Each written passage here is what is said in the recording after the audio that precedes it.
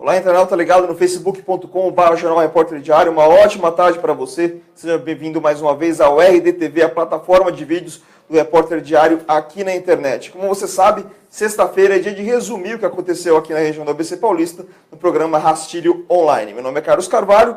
Ali na ponta esquerda está Samuel Boas. Boa tarde, Samuel. A ponta esquerda é o cara que faz o cruzamento para os outros cabecearem. Né? Exatamente. Aqui o Fernando Rubinelli, vereador de Mauá.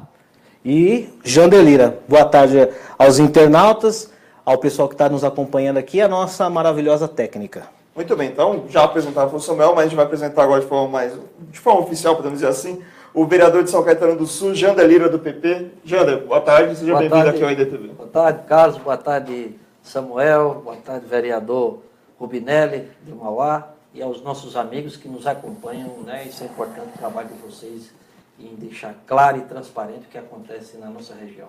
E o Fernando Rubinelli, que é vereador de Mauá pelo PDT.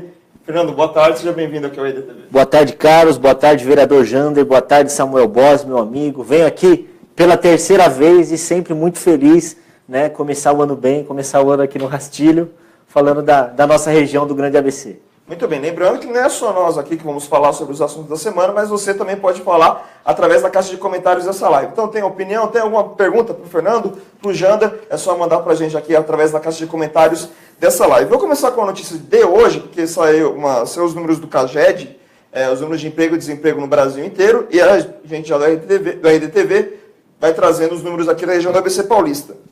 O saldo acabou sendo negativo, né, um saldo de menos 2.791, porém, o cenário é muito melhor que o cenário de 2016. O cenário de 2016 negativo é de 31.691.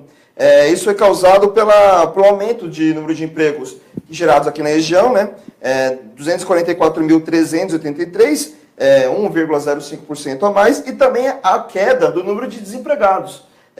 A queda foi de 9,63%, a diferença de 26.354 demissões em relação a 2016, né? 2017 comparado com 2016. E outro fato que chamou a atenção é que comércio, serviços e administração pública tiveram números positivos, pequenos, mas números positivos aí nesse ano de 2017, que não aconteceu em 2016, que todos os setores avaliados pelo CAGED, que é um setor ali do Ministério do Trabalho, apresentaram números negativos. Pelo menos é um passinho, né, para sair desse buraco que o Brasil entrou nos últimos anos, né? Olha, na verdade eu discordo de você, viu, meu caro Carlos? Sim. O que eu noto na rua é o seguinte: os empregos que estão sendo gerados são empregos sem carteira assinada, né, são empregos sem qualificação. Outra coisa, muita gente está desistindo de procurar emprego, né? O que eu noto conversando com os empresários é que a coisa está feia. O que eu vejo, infelizmente, alguns setores da mídia andam dourando a pílula. Na verdade, nós ainda estamos numa situação extremamente dificultosa. Você veja que agora lá na Suíça, lá no Sim. Congresso, né, Davos, lá na Suíça, o ex-diretor do Bradesco disse que o Brasil nunca, nesse período que tem esse Congresso lá de Davos, foi tão irrelevante. Né? O Brasil já não é nem considerado mais um país em desenvolvimento. Daqui a pouco nós vamos voltar para aquela velha situação do subdesenvolvimento. Então, eu não estou muito como você, eu acho que é importante. Não, eu só estou trazendo os números, mas é importante trazer isso. Mas às vezes o número não traz a realidade concreta. Né? Então, eu acho que a preocupação é essa. O que eu noto na rua, conversando com a população, é isso. Ainda são empregos que não é o que as pessoas desejam. Infelizmente, né, Fernando, a questão política desses últimos anos, essa crise política instaurada no Brasil, acabou ajudando muito na situação ruim, né, que o Jander colocou. Por mais que tenha agora essa melhora de 2000, melhora dentro do cenário negativo, mas mesmo assim está atrapalhando muito essa volta do crescimento. A crise ela não é unicamente política. Toda crise ela vai englobar todos os setores. Nesse caso, estancou uma crise econômica também no Brasil. Mas eu sou um otimista incurável. Eu acredito que o Brasil vai passar por esse período, né, esse período de crise política e econômica. Eu acredito que a crise política passe também talvez no próximo ano ou nos próximos meses, e a partir daí nós possamos colocar a economia no eixo, né, porque é histórico, né? Sempre quando você tem uma grande crise, uma grande recessão, o país se recupera lá na frente. E é isso que a gente torce, é isso que a gente espera, né? Eu conto com que o Brasil possa voltar aos trilhos do desenvolvimento o mais rápido possível. Porque é meio impossível, né? Porque do ano passado para cá, depois que teve o impeachment, né, da presidente Dilma, Em agosto de 2016. com a alegação da corrupção, se formou um novo governo que 1/3 dos ministros estão envolvidos em algum caso de corrupção, né? O principal banco, a estatal, que é a Caixa, 4 vice-presidentes afastado. Aí a gente vê o ministro da Economia indo para Davos, bancado por um outro banco. Então, o que resta para nós? Se a economia brasileira ela é guiada, e eu acho engraçado isso quando se fala assim, o mercado acenou positivamente, como se o mercado gostasse de gente, né? O mercado não gosta de gente e não nos ajuda em nada. Quanto mais o mercado gosta de alguma notícia, agora o mercado está otimista. Se o mercado está otimista, pode crer que para nós, que somos da baixa pirâmide, para nós não vai ser legal. O emprego que foi criado, como bem disse aí, foi serviço e comércio, que é realmente a única coisa que segura o nosso país. São os pequenos comerciantes de bairro que ainda acreditam e investem, né? Abrem novos negócios, e o serviço que de alguma forma tem crescido no nosso país, mas a indústria que gera muito mais emprego, construção civil acabaram virando vilões nos últimos anos, não né? temos. E a gente tem que lembrar que essa comparação de 2017 com 2016 vai ser a última comparação, entre aspas, clássica, né, desses números. Porque a partir do ano que vem, quando fecharem os números de 2018, a comparação já vai ser com a reforma da Previdência atuando firmemente. Então esses números aqui ainda é a reforma... Mas vai sair a reforma da Previdência? A reforma da Previdência não, desculpa, a reforma trabalhista. Bom. Já tá querendo adiantar as coisas aqui, né? Mas, Samuel, a crise política ela existe, mas a crise política existe porque nunca se puniu tanto, né? E o dedo na ferida foi tão exposto. Hoje, graças a Deus e graças às autoridades que trabalham no Brasil, o cidadão que faz alguma coisa errada, ele é punido, ele é pego, ele é investigado. Então, muitas vezes a pessoa liga a televisão e fica brava, fala, esse país está tudo errado. Sempre esteve tudo errado. A corrupção sempre predominou. A diferença é que agora os meios de comunicação conseguem divulgar, as autoridades conseguem investigar, as autoridades conseguem prender, e hoje está tudo muito claro. Então, essa crise política, eu acredito numa limpeza no país daqui para frente, porque o cidadão que entra na política hoje, ele já entra sabendo qual é exatamente o dever dele, e o mal intencionado já entra com medo. Então, antigamente a gente tinha medo de bandido, né? De traficante. Esses dias eu vi uma matéria, uma manchete dizendo que um dos maiores traficantes tinha traficado mais de 5 milhões em drogas, que é o que um dos investigados da Operação Lava Jato pegava por semana lá. Então, assim, os grandes bandidos mesmo a gente não tem mais, né? Então, o que nos mata aqui no Brasil é o seguinte: a gente vê, se prende, se dá uma sentença, mas depois consegue um habeas corpus ou qualquer coisa que solta esse cara. E a gente vê pequenos delitos, a pessoa está lá presa 10 anos e nunca conseguiu um habeas corpus. E eu só acho que habeas corpus é uma coisa inventada para quem tem grana mesmo, né? Porque quando um pobre necessita disso, a gente tem uma disparidade muito grande ainda em relação à questão da justiça, e é por isso que o povo não acredita mais. O povo não acredita mais, tá completamente descrente disso. Você me permite eu votar por questão mais econômica? Veja bem, o grande problema no Brasil, que atravanca a volta do crescimento, é o problema da taxa de juros. Você veja o orçamento nacional do país, 50% do orçamento, ou seja, 50% de tudo que a gente paga de impostos, de tributos, vai ser para pagar juros aos bancos, né, a quem vive de especulação financeira, e ao relógio da dívida. Os outros 50% vai ser para educação, saúde, segurança. Então, vai faltar dinheiro para o crescimento econômico do país. Veja o Refis, que é aquele programa de recuperação... Parcelamento da dívida.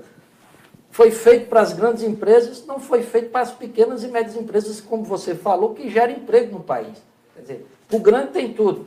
Há pouco tempo o governo tentou aprovar aquela medida provisória, liberando as grandes empresas de petróleo internacional de pagar 1 trilhão de impostos. Quer dizer, a política econômica tem voltado exatamente para o especulador, que vive do juro, né, para os grandes, mas para o pequeno e médio empresário, ele não consegue tomar dinheiro emprestado, ele não consegue gerar emprego. Então, esse é o grande problema do país. Ou você resolve esse gargalo do juro, que está matando, por exemplo, um cartão de crédito, pagar 400% ao ano. Pega 7 do banco, do Brasil, né? Pega 7% e vende para você a 400. Se fala assim, o Brasil precisa de uma reforma trabalhista, o Brasil precisa de uma reforma tributária. Vou dar o exemplo da Alemanha. O emprego na Alemanha é muito mais, a carga tributária é maior do que a nossa, certo? As regras trabalhistas são muito mais rígidas e o salário maior do que o nosso. E a Alemanha é a locomotiva da Europa. Agora, vai ver a taxa de juros da Alemanha. Em relação ao Brasil, a nossa é pornográfica. Agora, o que é... É um 7-1, é um 7-1. É outro 7-1. Aí você olha o seguinte, você, o empresário, é obrigado a sonegar imposto, admitir, para poder pagar o banco. Então, a coisa está invertida. Nós não precisamos de reforma trabalhista, não precisamos de reforma tributária. Nós precisamos de reforma bancária. Hoje você tem 3 bancos dominando o país. Banco privado, não é verdade? Você tem só o Itaú, Santander, Bradesco e Santander. Quer dizer, nós estamos à mercê do mercado financeiro. O Brasil hoje, quem manda no Brasil hoje é o grande capital financeiro. A Fiesp não apita em nada. Você vê o presidente da Fiesp, não tem uma indústria. O SCAF. Mostra a indústria que o SCAF tem. O presidente da maior federação de indústria do país.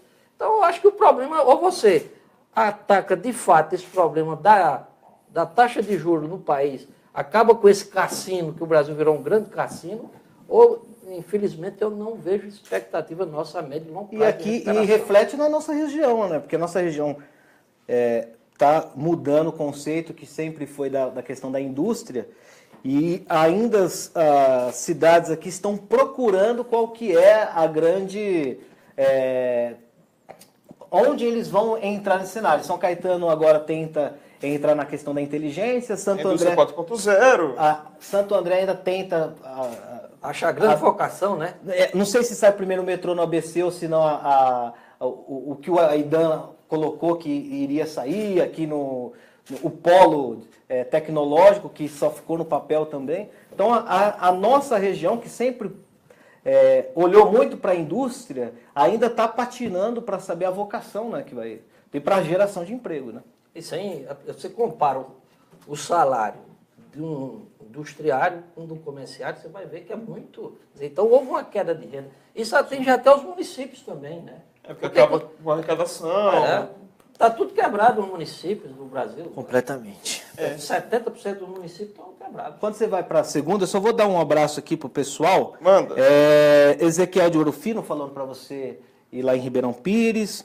O Pastorelli que está dizendo no Carnaval 2018 vai ter um bloco solidário no dia 3, no Bar do Pato. Então vai ter carnaval de rua aqui em Santo André. Mas Bar do Pato é porque ele tem um bom pato. Eu acho que sim, mas o da Fiesp não vai estar lá não. O René Beltrán também, a Rê Ribeiro que está lá em Portugal acompanhando a gente, José Ricardo, que está mandando um abraço para você. Opa, Zé, um abraço. Ezequiel de Ouro Fino já disse, e Ivan Travani, que diz que a crise econômica em nosso país é essencialmente de cunho político, questão essa que ainda está longe de se resolver. Mandar um abraço para Ezequiel, meu amigo de Ribeirão Pires. Estarei aí, estou toda hora em Ribeirão Pires, cidade que eu gosto demais. Que teve hoje tem a polêmica lá em Ribeirão Pires, Carlos, que é o seguinte. Lá em Ribeirão Pires, na entrada da cidade, tinha um monumento aos cavaleiros, que é um cavalo enorme, acho que tem uns 5 metros feito de ferro. Sim. Que foi colocado ali na gestão do prefeito Clóvis Volpi. E em homenagem a esses cavaleiros e tal. E o prefeito resolveu tirar esse cavalo e mandar lá para a igreja do Pilar, onde fica escondido. Então tá todo mundo meio que revoltado. Lá no grupo Pensar Ribeirão Pires, hoje o assunto é que tiraram o cavalo da chuva. Literalmente, num dia de chuva, tiraram o cavalo e levaram para o Pilar. Então a discussão hoje está em torno disso lá em Ribeirão Pires. Que beleza, hein? E tem muito problema então em Ribeirão. Para o seu cavalo de ferro. Não tem muito problema, né? Não tem nenhum problema, tá bem. Essa é a questão da população. Com tanto problema, a administração está preocupada em tirar o cavalo da chuva. Impressionante. Vamos aqui falar da manchete de hoje do Repórter Diário, do RD impresso, né, que você pode já acessar no nosso reporterdiario.com.br ou nos principais pontos aqui da região da ABC Paulista, a falta d'água volta a incomodar moradores de Santo André. Na verdade, é algo que a gente vem falando, principalmente desde o ano passado, né, as reclamações de falta d'água, uma hora resolve, uma hora não resolve, e a gente sabe que isso tem muito a ver com as questões de negociação das autarquias, né, Semasa e Sabesp, no caso aqui de Santo André, mas o mesmo acontece em Mauá, né, Sama e Sabesp, aquela coisa, tentar equacionar uma dívida histórica, mas sem prejudicar a população. Às vezes essa conta muitas vezes não bate, né? Eu posso falar sobre a Sama, porque foi o seguinte, o mesmo problema que passa Santo André passou Mauá. A Sabesp, ela corta 10% em um determinado momento do ano passado do fornecimento de água para o município de Mauá, alegando que nós devemos para eles. Ocorre que, como que você corta 10% de água de uma empresa que vende água? Você está estrangulando e impedindo o pagamento. Por exemplo, a Sama, ela para pagar a Sabesp corretamente, ela precisa vender água. E como que ela vai pagar essa dívida suposta nesses valores exorbitantes que eles nos mandam, sendo que ela foi impedida de vender água? Então, diante dessa informação, eu fui até o Conselho de Administração e Defesa da Ordem Econômica, o CAD, e fiz uma denúncia. Fiz um requerimento, uma denúncia ao CAD, explicando que isso é crime contra a ordem econômica. Como que você... É a mesma coisa de você, do madeireiro, de dever uma grana e você lá impedir o madeireiro de vender madeira.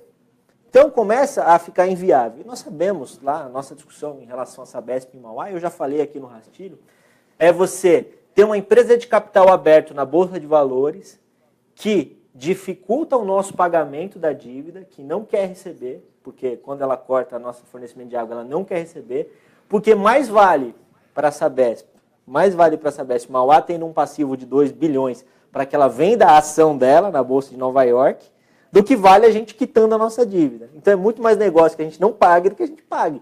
E sobre a história da Sama, na verdade é uma proposta do Atila, né, de tentar dividir a Sama em três responsáveis, né, a Prefeitura, a Sabesp e a IPK, né, que cuida já do esgoto. Ele não oficializou essa proposta na Câmara Municipal, eu não consegui avaliar isso. Mas o que eu posso defender, Carlos e Samuel e vereador Jander, é que nós temos que defender o patrimônio público municipal criado pela população, que é a Sama, e discutir judicialmente esse valor da água que a Sabesp repassa para Mauá, que, vereador, é R$ 1,96 o metro cúbico, o segundo valor de água mais caro do mundo. Mauá tem a segunda água que compra mais cara do mundo, só perdendo para Barcelona, né? Então o negócio é feio, o negócio é grave. Nós ganhamos do Barcelona. Nesse ponto, nós perdemos até nisso, viu? Eu queria só propor aqui na discussão um fato, que eu não entendo porque não sou ambientalista, nem entendo das regras ambientais, mas pelo que me consta, Santo André, Rio Grande da Serra, Ribeirão Pires e São Bernardo do Campo, ou seja, 4 das 7 cidades, detêm represas onde a Sabesp retira água. E não manda para cá. Rio Grande manda lá para os Quinfa, a Billings abastece, parece que lá embaixo. Será que o consórcio intermunicipal não poderia fazer uma discussão? Espera lá. Bom, o Semasa está devendo para a Sabesp. A Sama está devendo para a Sabesp. Mas vocês retiram água daqui. É verdade. Então, mas aí vira na verdade, não dá para fazer isso via consórcio, porque como são autarquias municipais, e cada uma tem uma história diferente, você teria que negociar individualmente. Da questão regional, mas os deputados estaduais... Assim, eu digo da questão regional de dizer assim, nós temos aqui uma riqueza hídrica. A Billings, Rio Grande, Ribeirão Pires tem uma grande represa e a Sabesp retira a água da região. E eu não sei, até hoje, eu não tenho essa informação, quanto que a Sabesp paga para essas cidades por retirar a água de lá e mandar para outras cidades. Precisamos fazer isso tudo, mas eu acredito que não pague nada. Então, por não pagar nada, ainda quer cobrar uma dívida da água que é nossa. Da água que é nossa. E pior, existem discussões que têm que ser feitas pelos parlamentares estaduais daqui. Essa é uma delas. Outra coisa, por que Rio Grande não tem um título de distância hidromineral para receber recurso do Estado de São Paulo? Tem discussão que precisa ser feita, né? Rio Grande ela está sendo explorada, né, de forma hidromineral, e mandando para outra represa, não recebe nenhuma contrapartida do governo de São Paulo. Nós precisamos fazer essa discussão. Por que não é reconhecida? Porque nós temos instância turística, instância balneária, que são as praias, né? Por que nós não temos aqui uma instância hidromineral? Precisamos pedir para os nossos parlamentares se atentarem a essas questões e entrar nesse debate, né? Eu concordo com vocês que a matéria-prima da Sabesp é a água que sai daqui, da região. E ela não paga por isso? Quer dizer, volta e a gente paga mais caro. Está parecendo aquele velho sistema da época da colonização, né?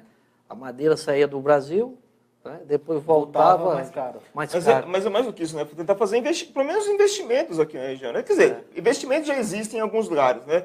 Agora tem a Probinix, que foi lançada há cerca de 2 semanas, vai tentar despoluir um pouco a Binix ali na região de São Bernardo do Campo, tem o que foi feito em Diadema por causa da entrega da Sanep para a Sabesp, mas pelo menos que isso seja feito para as outras cidades também. A água da Billings vai para Grande São Paulo, uma parte dela, para o litoral. É isso que nós estamos dizendo, tira a água daqui, vende para fora, e qual é a contrapartida que a Sabesp tem, além de pedir a dívida do Semasa, por exemplo?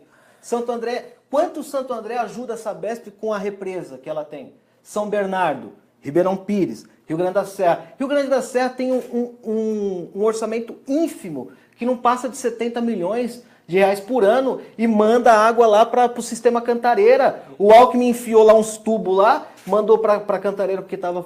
Qual é a contrapartida? Nenhuma. E o sistema é tão pernicioso que eles usam a nossa matéria-prima, vereador, conforme você disse, e é uma empresa que lucra muito na Bolsa de Valores, está entre uma das mais rentáveis, ganha um dinheiro absurdo, ela usa a nossa matéria-prima e ainda vem com a faca no nosso pescoço aqui dos municípios do Grande ABC. Você está numa discussão que eu acho que é importante, que como a água local aqui ela é estadual, caberia aos deputados estaduais. Veja você, por exemplo, onde se tem petróleo, né, que é uma riqueza também, o município recebe royalties. Então, era natural que os municípios que produzem água, que armazenam, também recebesse royalties. No caso do petróleo, nem todo mundo, né? O Mauá sofre muito com isso, que não recebe, tem a refinaria, só que não recebe... Não, mas na extração. Não, é da extração, por exemplo. Por exemplo, no Rio de Janeiro, Campos, você na bacia, lá em Campos recebe royalties pelo petróleo que é... Mas aí cabe a discussão no consórcio, que aí é a regionalidade dizendo assim, bom, Sabesp, nós temos o prefeito Paulo Serra agora passando por esse problema e tendo que ele responder uma coisa que a Sabesp deveria responder. A mesma coisa o Átila tendo que responder algo que a Sabesp não dá cara para responder. E o prefeito fica lá pedindo, pelo amor de Deus, libera aí a água.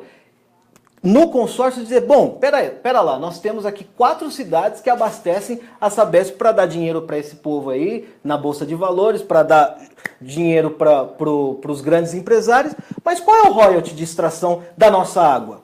Não, protecionismo regional que tem que acontecer. Mas o consórcio, gente, ele tem uma razão de existir, né? O consórcio ele deve existir uma razão de existir. Nós temos o mesmo problema. Você falou de 4 municípios que sofrem o mesmo problema. Nós vemos diariamente nos jornais a Sabesp vindo para cima dos municípios sistematicamente. E eu não acredito que isso não foi pauta no consórcio. Não foi.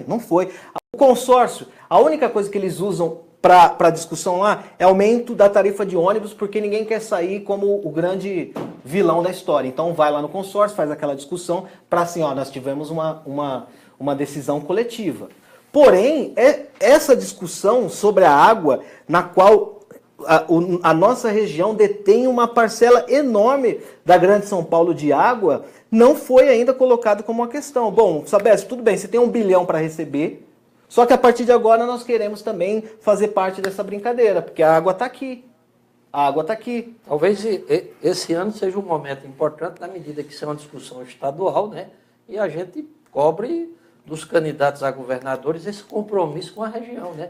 E discutir essa questão dos royalties da água que é armazenada aqui na região. E dos candidatos a deputado estadual que possam fazer esse debate. Aí entra outra pauta aqui da região de votar em pessoas que são da região, né? Porque às vezes existe uma dificuldade muito grande aqui do ABC de se votar em pessoas daqui, né? Parece que a gente ama votar do pessoal de fora. Sim. Tiririca teve um ano de votação, por exemplo, em 2014 aqui. Maluf já tá fora do baralho, viu, gente? Galera da antiga. Tiririca também, né? Tiririca também, a princípio.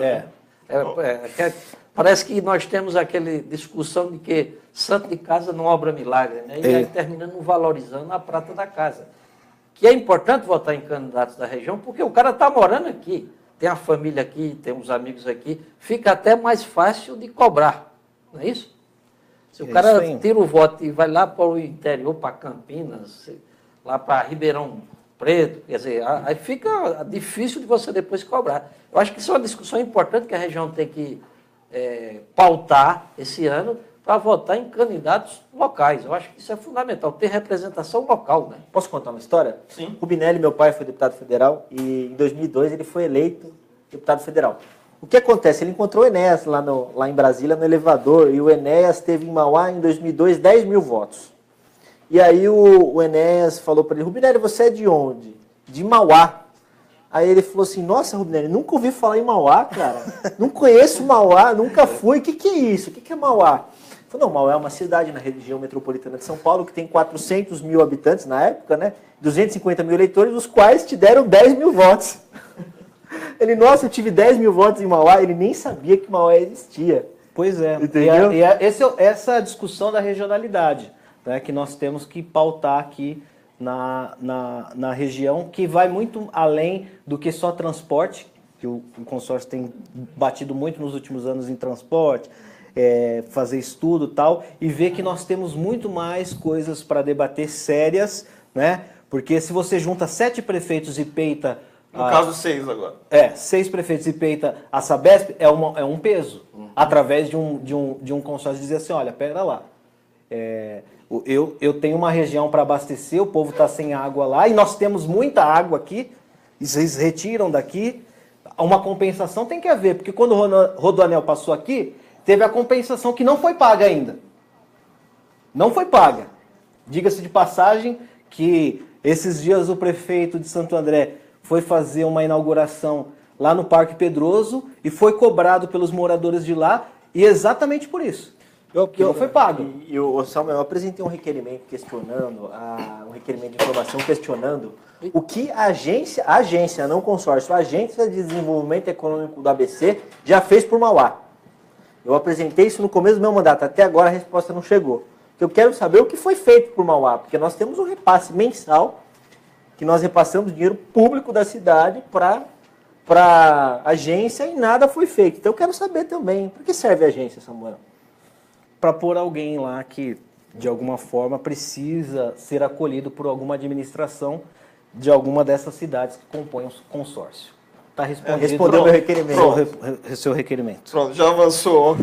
já não vai perder muito tempo atrás da resposta. Mas só para seguir para os outros assuntos, aqui em Santo André, o IPTU novamente está em pauta, né? Continua em pauta. Novela agora, né? Uma novela mexicana, assim, mas de terror. Assim.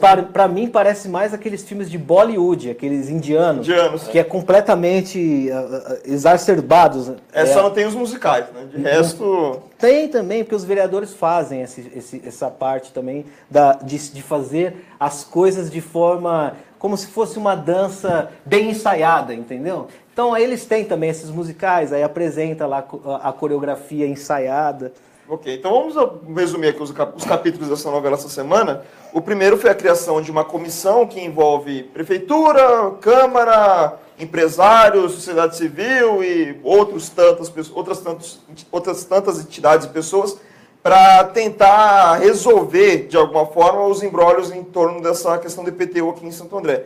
Principalmente os aumentos abusivos, aí, alguns até chegando a 300% de aumento de IPTU, que é algo muito absurdo. Então, vamos ver o que vai dar essa comissão. E a outra é a CPI do IPTU, que foi protocolada na Câmara, deve ser aprovada em fevereiro, na volta dos trabalhos da Câmara. Na verdade, a Câmara de Santo André volta no dia 6 de fevereiro. Dia 1º, as câmaras já podem voltar, só que ela só volta ali na semana do Carnaval. E vamos ver o que vai avançar também com essa CPI, né? Porque...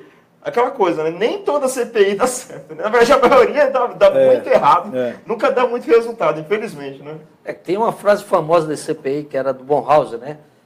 CPI, a gente sabe como começa. Agora, como termina, ninguém sabe. Pode acontecer tudo, inclusive nada, né? Inclusive, que é o mais provável. Mas aqui em Santo André, graças ao trabalho dos jornalistas, nós temos, assim, nós estamos livres do corpo dessa morte, porque nós, desde então, dissemos que ia haver aumento, mesmo contra a vontade de todos, dissemos.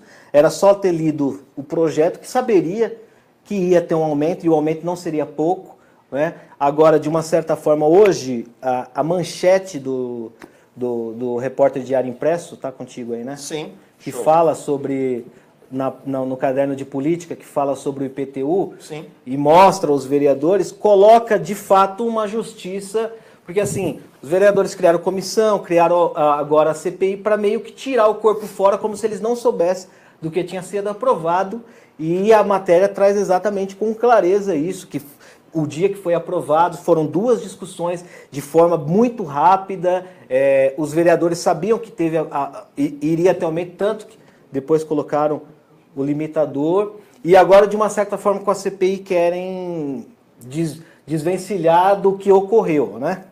Do que ocorreu desse mal. E aí os vereadores, cada um fazendo sua live, cada um fazendo seu materialzinho, dizendo que é contra o aumento abusivo, mas votou. E o aumento está aí porque uma maioria votou nesse projeto. E agora não adianta tentar tirar o corpo fora. Agora é tentar resolver essa situação aí, que dizem que estão falando de revoga já, né? Lembrando que no próximo domingo existe a possibilidade de uma nova manifestação aqui em Santo André. Domingo passado já teve, inclusive foram até o prédio onde o Paulinho Serra mora. Não encontraram ele lá, claro, ele estava bem longe, mas teve uma nova manifestação do mesmo. Não estava lá? Não estava. Ele estava em viagem. Ele chegou no domingo à noite, essa informação. Aí fez a live. Que ele... Você sabe que tem um problema também em Ribeirão sobre IPTU. Eu escrevi sobre isso ontem. Lá em Ribeirão é necessário que você faça o recadastramento dos idosos e pensionistas todo ano. Mas tem idoso que não recebe o carnê porque é isento. E aí a prefeitura soltou o carnê, mais da metade da cidade não tinha feito o recadastramento e o aumento chegou mais de 300%.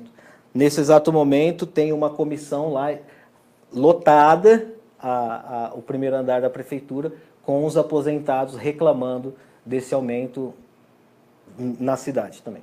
Que no caso, são casos diferentes, né? No caso do IPTU de Santo André, na verdade é uma alíquota junto com uma planta genérica que não era atualizada, né? No caso de Ribeirão é só uma falta de cuidado mesmo. Mas não sabe se vão conseguir fazer dar isenção de novo ou se eles vão ter que pagar por isso.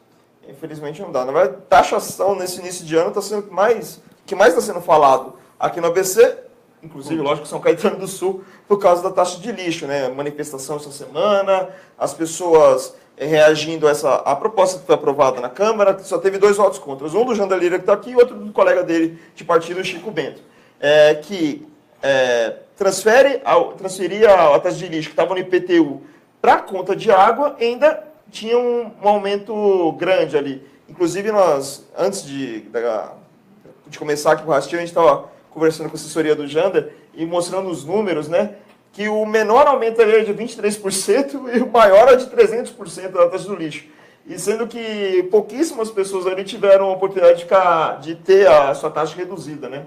É muito complicado o que está acontecendo em São Caetano. O problema começa lá atrás. No começo do ano, eu questionei muito isso lá na Câmara, cobrei do Executivo que mandasse os projetos com antecedência para que a gente pudesse estudar. Foi uma prática o ano passado do atual Executivo sempre mandar em cima da hora e convocar extraordinárias, que não dava tempo para se aprofundar em cima dos projetos. Tanto que muitos projetos eu pedi vistas, mas não consegui passar, pedi adiamento, mas não consegui. E foi o caso esse da taxa de lixo lá. Chegou numa extraordinária, na penúltima sessão, se eu não me engano, foi a última penúltima, né? E com pouco tempo, foi para a comissão, pedi para que a gente aprofundasse mais, votei contra, exatamente por 2 questões. Primeiro, essa mudança do IPTU lá para a conta de água, havia questões legais, né? Questionamento se isso era legal. A segunda é o cálculo. O cálculo não estava claro, porque é uma taxa, você tem que deixar bem claro como é que você vai fazer esse cálculo. E essa questão não estava bem colocada no estudo que a FIP deu. Daí que eu pedi mais tempo e dizia até lá na hora que isso ia gerar problema e de fato gerou. Que é o que você está dizendo. Você teve uma redução lá de 2% a 5% numa faixa, mas teve uma faixa quase equivalente de imóveis, um aumento de quase 300%. E além disso, olha a maldade. Vamos imaginar que você não tem o dinheiro para pagar a taxa de lixo. Ela está vinculada à taxa de água. E aí, como é que faz? Corta a água. Vai cortar água, um bem vital para a sobrevivência da pessoa?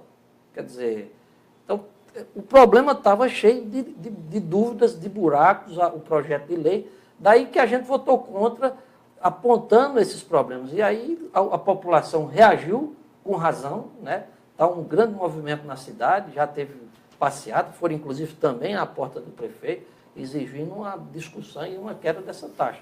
Advogados estão questionando a legalidade dela. Realmente está uma situação... A gente, na semana passada, o Ademir Ferro até falou sobre isso, né? Que a taxa de lixo é cobrada por metro quadrado da propriedade, né? E não se tem, de fato, um fator que vê o quanto que a pessoa produz de lixo. Porque às vezes você tem um grande galpão, você vai pagar uma taxa enorme sobre o metro quadrado, mas ele não produz lixo, né? E às vezes uma propriedade pequena produz lixo. É porque a lei federal dá 3 situações: a renda, o tamanho do imóvel e a produção de lixo. Só que o estudo segundo que passaram para nós, né, a prefeitura, o estudo da FIP, pegou 300 imóveis e fez um levantamento, né, fez uma amostragem, o que eu acho pouco. 300 né? imóveis. 300 imóveis, e em pouco tempo em São Caetano. Então, o estudo não é clareador para o problema. Eu acho que o estudo termina complicando muito mais ainda. E eu já já veio reclamações de munícipes, por exemplo, de restaurante que produz mais lixo e o cara tem um escritório que não produz lixo e paga o mesmo valor. Então, e fala para nós a média da taxa de lixo. Em média cresceu quase 300%. Mas em reais? Em valores reais? É. Não, em média, em média, o que eu tenho visto é mensal na faixa entre 150 e 300 em média na questão urbana. Lá em Mauá acho que é 9, né, que vai na taxa de lixo. A taxa mínima é R$8, né? Eu vi uma conta de... o pessoal lá, R$150 por mês. Eu vi uma conta de água assim, o cara 50 de água, 50 de esgoto, né, e 150 de taxa de lixo. Nossa. O cara mandou para mim. Quer dizer, imagina, ele tem R$100 para pagar, que ele estava acostumado a pagar a conta de água dele. E ele não teve os 150, como é que fica? Corta água. Mas até o momento já foi feito algum tipo de esclarecimento por parte do governo? Já. Tentando, pelo menos, deixar que as pessoas entrem com recursos, essas coisas todas, ou por enquanto não aconteceu nada? Não, o governo já lançou várias notas, o pessoal, a população pode ir lá, reclamar lá. Mas tem um problema, por exemplo, você é isento, no IPTU você é isento. Né? Aí você está sendo cobrado a taxa de lixo para você sendo isento, com aquela questão que tem lá em São Caetano da idade, só tem um imóvel e tudo mais, aquela faixa de isenção. Você vai lá no antigo DAI, que eu não gosto disso não, prefiro o DAI, né? Por isso que eu estou chamando de antigo DAI. Aí o que é que eles dizem? Eles mandam ir para o IPTU. Se transferiu a taxa para lá. Quem é o responsável então? É o antigo DAI ou é a prefeitura? Veja bem como a situação entre a própria administração está perdida nisso.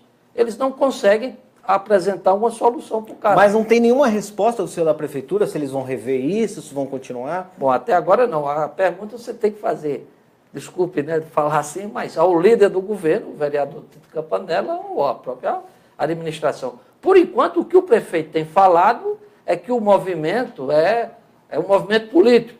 Né? Não, isso é um movimento político. Eu acho que a questão não é essa, não é politizar. O problema, na verdade, é o seguinte, volta àquele tema que a gente discutiu aqui no começo do nosso programa. A crise econômica. A crise bateu, caiu a arrecadação, e aí os prefeitos, a verdade é essa, estão desesperados para arrumar verba. E aí sobra para o prefeito o quê? Taxar. Taxar, o IPTU, a taxa de lixo, é isso. Os prefeitos estão sobrecarregando. E o pior não é isso, no momento grave que a população está sem emprego. Né? Você veja aonde chegamos, né? Mas só para falar a frase do governo, né, manifestação política, mas toda manifestação é política. De uma certa forma, é. Para você participar para você quer mudança na sociedade, você tem que fazer política. Mas, na verdade, acho que o governo ele tenta partidarizar a situação. Obrigado, você fez uma correção perfeita. Obrigado, eu é que errei, de fato. Toda manifestação é política. Ele não é que ele politizou, ele partidarizou a manifestação. Exatamente, você usou a palavra correta. Tem pergunta aqui, 2 pessoas perguntaram aqui na live sobre a possibilidade de você ir para a Secretaria de Cultura. Isso é real ou é só uma especulação? Isso foi uma especulação que o Diário do Grande ABC publicou, mas isso não existe nenhuma possibilidade. A intenção minha é continuar no campo das oposições, eu e o vereador Chico Bento, os progressistas, nós continuamos, porque é o seguinte, esse projeto político que foi aprovado pela eleição do ano passado não é o nosso projeto político. Né? Então, aliás, do ano passado, não, em 2016. Né? A gente está acostumando a isso. Estamos já no... Então, não é o nosso projeto político. Então, de fato, se houve essa especulação, foi nos jornais, eu não recebi nenhum convite acerca disso, e não é o projeto nosso, o nosso projeto de cultura é diferente, completamente diferente desse que está sendo aplicado no município. Então, isso não existe essa possibilidade. Muito bem. Então, vamos aproveitar também, estar entrando nesse campo um pouco mais individual. Fernando Rubinelli, inclusive, a gente noticiou aqui no Repórter Diário, no Rastilho, do ano passado ainda, sobre a probabilidade de você ser o novo líder de governo, já que o professor Betinho, para surpresa de todo mundo, no meio de uma sessão, praticamente renunciou à função, né? Até de uma forma bem estranha. Chegou algo oficial para você? Ou de alguma forma já está trabalhando, não oficialmente, mas já nessa função de líder de governo, já tentando organizar algumas coisas, já que estamos próximos aí do início das sessões? Olha, bem na verdade, o Passo me designou para fazer algumas defesas de alguns projetos, né? Alguns projetos que o governo apresentou no último ano, e desde o início do ano, aquela vocação de advogado que eu sou, de gostar de ir na tribuna e defender as ideias, as pessoas começaram a sondar, né, a imprensa, como o Passo me designou para fazer algumas defesas, e a imprensa começou a levantar essa hipótese, existem os boatos. Oficialmente ele não me procurou, mas caso o prefeito me convide, eu aceito com o maior prazer, porque acredito no governo Um Novo Tempo, acredito que o prefeito Átila Giacomuzzi está cheio de boas intenções e de boas ideias e que vai transformar para melhor a nossa cidade. Então, sou um soldado do povo de Mauá e se for para contribuir com o desenvolvimento com Um Novo Tempo, eu aceitaria se ele me fizer o convite para ser líder do governo. Por enquanto não está tendo reunião de vereadores, assim, nem tem sessão ainda, não tem nem projeto protocolado, nem nada. Na verdade, a gente se reúne esporadicamente para discutir algumas situações de alguma inauguração, né, alguns convites para que nós possamos prestigiar alguma inauguração, alguma coisa. Segunda-feira nós vamos inaugurar, nós vamos dar início à nota fiscal mauaense, que foi um projeto que nós aprovamos no ano passado. Então a gente se reúne só para pontuar algumas coisas, mas a partir de fevereiro tudo volta em pleno vapor, né?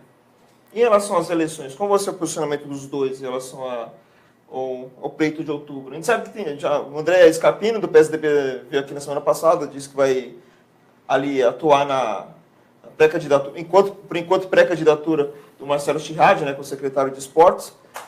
Mas e vocês? Vocês vão trabalhar nessa eleição ou vão focar mesmo nas suas cidades, aí, nos problemas dos seus municípios? Não, nós somos agentes políticos, né, Rubinelli? Necessariamente, nós temos que participar de todo o processo político.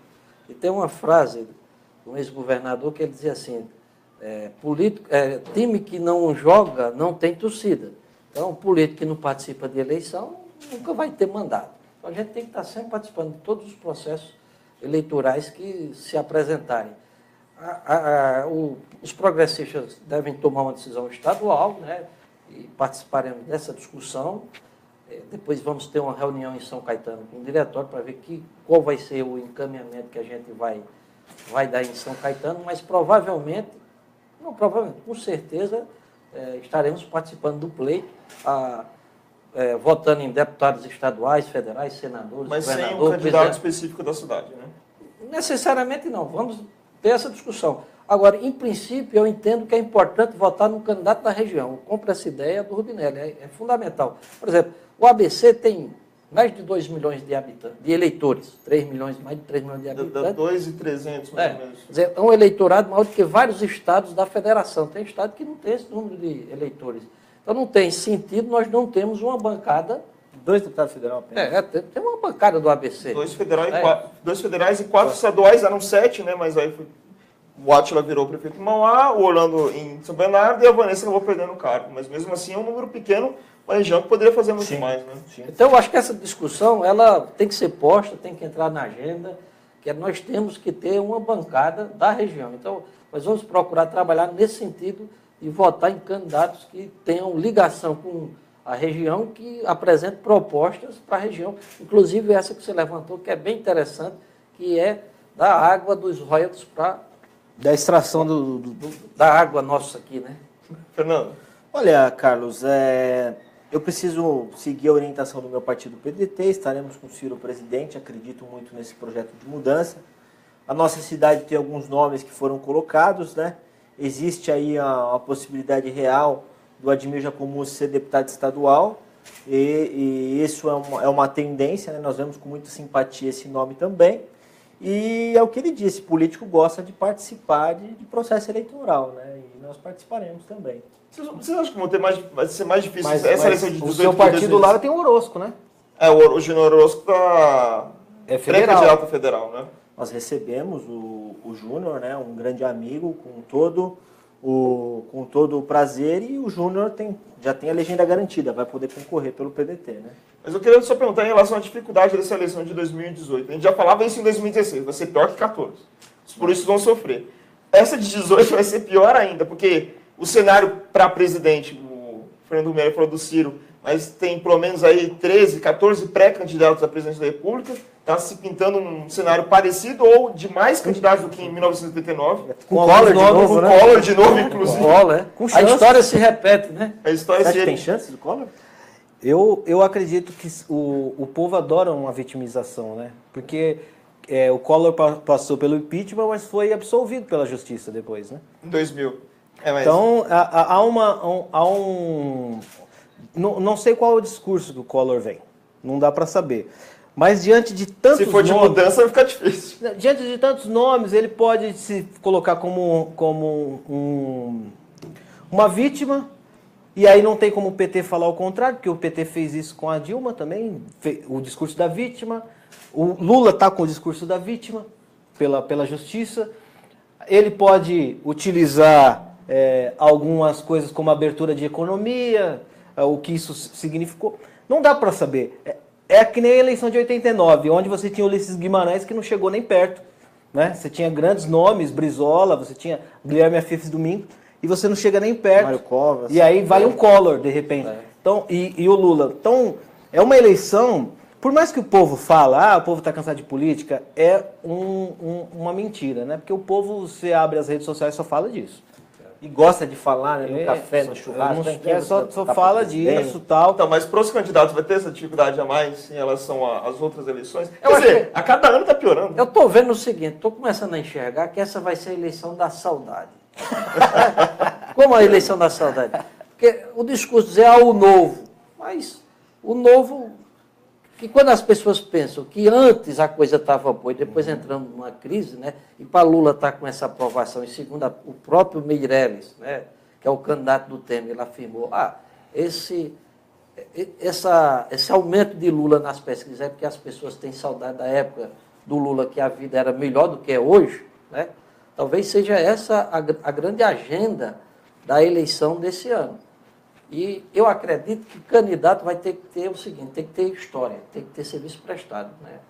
Ter o nome limpo e dizer, mas o que é que você já fez? Sim. Porque essa história de prometer e não ter um passado, não ter um currículo, eu acredito que nessa eleição isso aí não vai funcionar. Porque quando derrubaram a Dilma, a promessa é que a coisa ia melhorar no dia seguinte, né? Não, um discurso de como se os atores principais, que no caso o Temer, seria um outro governo, como se o PMDB não tivesse 5 ministérios, como se o Kassab não tivesse sido ministro se você... Aliás, o PMDB vem no governo desde o tempo de Sarney. Do Cabral, quando chegou as caravelas aqui. Entendeu? Não, mas eu digo recente. Participou do governo Sarney, do governo Collor, do governo Itamar, do governo FHC, do governo Lula. Quer dizer, então... Mas, Jander, só um gancho. No que você falou e no que o Carlos falou. O político sofre na eleição, sofre, mas a gente gosta do debate. Quem é político gosta. Eu gosto de estar na rua. Vou estar na rua fazendo campanha política, vou estar na rua discutindo problemas. A gente gosta de ser confrontado mesmo, gosta de debater. Acredito sim que a pessoa tem que ter serviços prestados, mas eu também ainda acredito na novidade, porque nós precisamos de deputados estaduais, federais, que façam a discussão da água no Grande ABC, que possam ir até a Sabesp e discutir por que existe esse estrangulamento com 7 municípios, que nós possamos discutir os royalties para as nossas cidades, que Rio Grande se torne uma instância hidromineral, e que foi uma coisa que até hoje não foi feita pelos que já estiveram na Assembleia Legislativa e no Congresso Nacional. A única coisa que eu não acredito é em nova política. Eu acredito num político novo, né? Sem você é um político. Mas nova política Não, é a maior mentira do... Veja, que o Brasil inventou, foi esse negócio assim, eu faço parte da nova política. Veja, o Bolsonaro diz que não é política, tem 20 anos de mandato. O cara que é político, ele vai sentar com o prefeito, ele vai ter que dizer se ele é situação, se ele é oposição, se ele é situação, ele vai pedir cargo, se ele é oposição, ele não vai ter cargo. Isso é desde que existe uma coisa chamada política. Então, não existe esse negócio, a nova política que a Marina Silva tentou implantar no Brasil, que algumas... Não existe. Que o PHS tentou colocar como slogan. Política é a mesma. Existe boa e má política. Não, a política é uma só. Existe a má prática política e a boa prática política. A diferença é a prática. Então, independe de você ser jovem ou ser velho. Se você pratica o bem, faz a coisa correta, sim. É isso. Não existe uma nova política. A nova pode ser ruim como pode ser boa. O novo necessariamente não é bom. Quem falou que o novo é bom? Pode ser ou não, né? Então, na verdade, é a prática política que tem que ser uma prática correta, justa, honesta. É isso que a gente tem que defender. Que a política sempre foi assim. Ela que se desvirtuou desses últimos tempos. Mas quando eu falo em currículo, Rubinelli, necessariamente currículo não é só na política, mas é o que é que você já contribuiu, né? Por exemplo, você já tem um certo histórico pelo que seu pai fez, pelo que sua família fez aqui na região, pelo que você está fazendo em Mauá como vereador, pela sua atuação combativa. Obrigado. Então, isso é importante. Não aquele cara que chega de última hora feito um Luciano Huck da vida, porque está consertando o carro velho, e querer dizer que vai transformar o Brasil. Então, que ele quer consertar Brasília. Você entendeu? É isso que... Né? Quer dizer, você tem que ter, quando eu falo em currículo, na atividade política, o que você já construiu de bem para o povo e quais as ideias boas que você apresentou. Isso é que eu falo que é importante. E não vai ter salvador da pátria. Falar a verdade, o Brasil tá ruim. Tá, nós não temos mais moral nenhuma lá fora. O presidente da República foi agora em Davos, lá só tinha 1/3 do pessoal para assistir. Não, só tinha um primeiro-ministro do Líbano que foi se encontrar com ele. Do Líbano. Aquele primeiro-ministro que foi preso lá na Síria, lembra? Que ao ameaçar ele renunciar. Foi o único. Que é o cara que não tem nenhuma moral no país Nós dele. estamos desprestigiados, mas é exatamente porque o brasileiro procura a salvação mágica das coisas e a salvação mágica das coisas não existe. Essa eleição vai ficar muito claro nisso. Os discursos que vão aparecer. Não dá mais para acreditar nesse discurso, porque eu não sou político, que eu vou fazer a gestão. Você vai fazer a gestão com o que tem. E o que tem, você vai se aproximar muito do anterior, porque o anterior também só tinha aquilo e tinha que fazer com aquilo. De repente, no Brasil se acha que essa história da gestão, que foi colocado como peça de marketing nos últimos... A gestão como se fosse o principal. E a gestão não é o principal. O senso de país e de cidade é muito pequeno. Isso é importante, você falou tudo. Então, e tem duas coisas que aí ficam na mão da população, né? De todo mundo que vai votar e todo mundo depois da eleição. A primeira, prestar atenção nos projetos. Porque é ali que você vai exigir as promessas. Você está prometendo isso?